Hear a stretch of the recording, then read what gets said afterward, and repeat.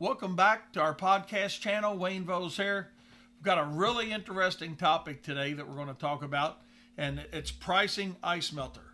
And we're going to talk about the mistakes that we made within our business, and how for years, honestly, and I'm honest enough to say it that way, we were actually selling the product too cheap to our customers, and I'll talk about some of those reasons, during this podcast. But my challenge to everybody watching this is to ask yourself, what are we really selling our customers? Because it's not ice melter. That's what I thought I was selling my customers when I got into the snow and ice management business. I thought I was selling them ice melter, and I'm really not. I had a really good friend of mine. This goes back probably to the mid 1980s. Tom Simpson told me, he says, Wayne, he says, you can't put a price on safety. And that's when I changed the whole methodology on how we priced our material. And that's what I want to share with you guys here today is, put a different hat on for a second, because, we wear multiple hats. But put your hat on today that says, I'm not really selling ice melter. I'm selling, or what am I selling? And that's what we're going to talk about a little bit, is what are you really selling? I think we look at it as a few things to key in on. Number one, we're selling perceived value. What are you doing to create perceived value on you providing an ice melting product out there for your clients? The next thing we're selling is safety. And, I joke about it, but I say, what we're really selling is liability release in a bag. Because when we look at it, we're not only providing the service to make a profit and to melt snow and ice, but we're trying to reduce the opportunity for a slip and fall for our customers, right? Whether it's the owner, their employees, their customers that are coming in. Because when we look at the cost of slip and falls statistically, the average cost of a slip and fall, according to the Associated Snow Contractors Association, is about $35,000. And then you look at, hey, well, what's the average settlement after that's taken care of? And according to them, again, it's right around 20,000, a little bit under 20,000.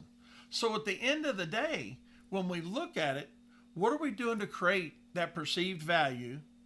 Or are you informing your customers of why they need the ice melter? We've all had the customer that says, well, don't worry about it. Just shovel it or just plow it. We don't need the ice melter. No, you do need the ice melter. And it's because of statistics like that we need to sell our customers, and not just to sell them something, but to make them better informed, give them the information that they're going to be able to use to make a buying decision on why they need to have an ice melter applied. And then once that has taken place and they've decided they need an ice melter, then let's look at how we're pricing that ice melter to them. Because the mistake we made, we looked at it and we thought, okay, well, we're paying, $3 a bag or $4 a bag or $20 a bag. Forget what you're paying for it for a minute. Because the methodology that I see too many contractors using is they're simply taking material cost times 2 or material cost times 3, because that's what all their competitors are doing. And not that that's not necessarily a good way of doing it, but if you're pricing it that way, do you know why you're pricing it that way? Do you know why you're charging what you're charging for the service? Or are you just simply doing it that way because that's the way everybody else is doing it? We left a whole lot of money on the table applying ice melters for many years because we were doing it like everybody else was doing it, and just using a 2 times or a 3 time multiplier.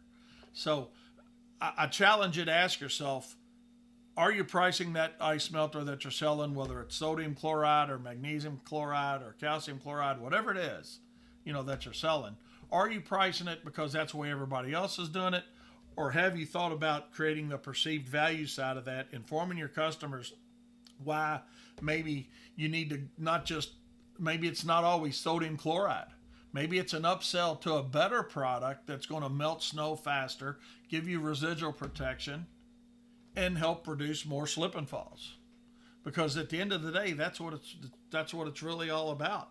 And for some of you guys I know are using liquids, and when we look at the direct cost of, say you're paying $5.50 a bag for a 50-pound bag of sodium chloride or Morton salt, for an example. That's working out to what, 10 or 11 cents a pound. Well, if you're just using a multiplier times 2 or times 3, and you're selling that back to the customer then for 25, 30 cents, yeah, you're making money on the product. But have you given the consideration to, hey, how am I putting that product down?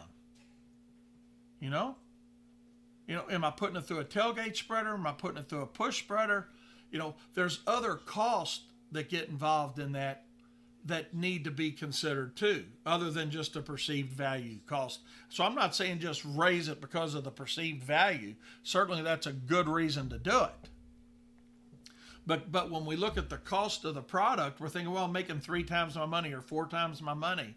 But have you calculated the cost of the equipment, the spreader, your truck, the labor to put it down, whether it's you or if you're paying somebody else to do it? I know that's where we missed early on, as we weren't charging a separate charge for the truck, the spreader, and the labor. We were just taking our material cost times a multiplier, and that was covering all of our costs. And we thought, we're doing okay, because it's a fast application. I think that's where we get lost in the industry, quite honestly, is because, you can pull up into a small facility or even a large facility, and you think, this is a whole lot faster than plowing, right? You pull into, say, something like a Thornton's or Super K or whatever it may be in your market, or, a small commercial facility, say 10,000 square feet or 15,000 square feet, that's only going to require a limited amount of ice melter. And hey, it's only going to take me 5 minutes or 10 minutes to come in here, make the application and leave. And we don't price the job properly. And I think what holds us back a lot of times as a contractor, the reason we didn't price the job properly is we thought, hey, it's only taken us 10 minutes.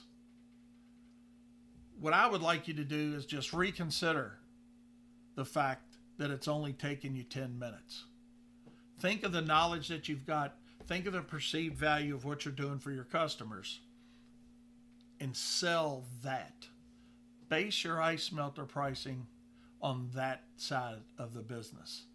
What's it really worth to your customers, and then their customers and their employees to park, walk across a safe property, get onto a sidewalk that's been properly treated and melted, and reducing those opportunities for a slip and fall? What's the value of that? We talked about the monetary value of that just a minute ago.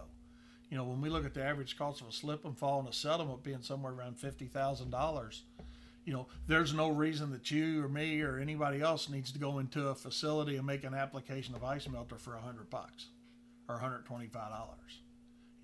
Create the perceived value, sell the perceived value to your customer. And if you come up with your cost and you're using a multiplier, material cost times something, that's fine. But know why you're using a certain multiplier, if it's 2 times cost or 5 times cost. Because what I know for sure is, if you're buying sodium chloride, it's at 10 cents a pound.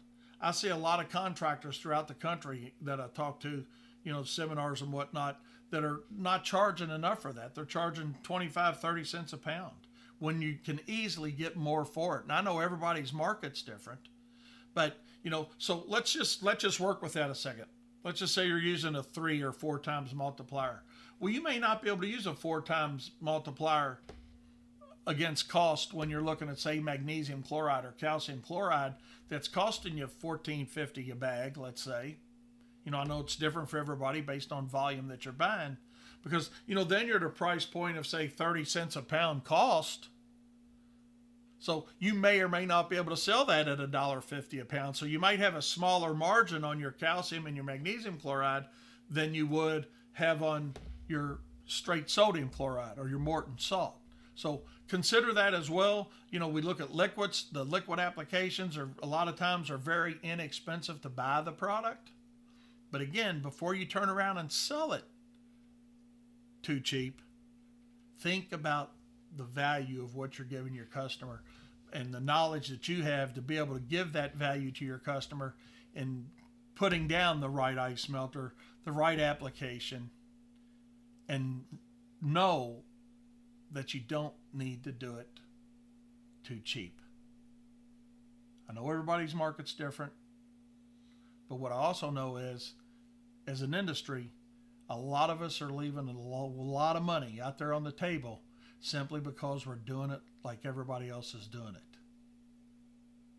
Create the perceived value, charge for it, add a truck labor and spreader charge to it, and make a profit. Because at the end of the day, remember, profit is not a dirty word.